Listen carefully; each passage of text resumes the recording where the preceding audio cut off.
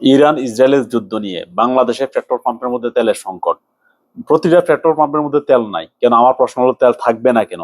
বাংলাদেশ কিন্তু বাইরের দেশ থেকে ইসরায়েল, আমেরিকা, অর্থাৎ কি আরব আমিরাত, মিডিল ইস্ট যে দেশগুলো আছে, কোন দেশের থেকে বাংলাদেশের তেল রপ্তানি করে না, অর্থাৎ কিনে না, কিনতে বিক্রি করে।